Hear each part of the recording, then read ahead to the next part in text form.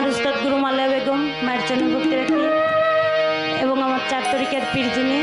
আবুল সরকার আল চিস্তি নিজামী বাবাজানের কদমে আমি ভক্তি রাখি এবং যার দরবারে এসেছি মানিক চাঁদ ফকির সেই বাবার দরবারে আমি ভক্তি রাখি এবং শহীদ ফকির সেই বাবার দরবারে আমি ভক্তি রাখি এবং আমার টানেক আন্টি আছে, আন্টির হাজব্যান্ড আছে, তাদের প্রতিও ভক্তি। এখানে যারা যারা আছেন তাদের সবার প্রতি আমার সালাম, আসসালামু আলাইকুম।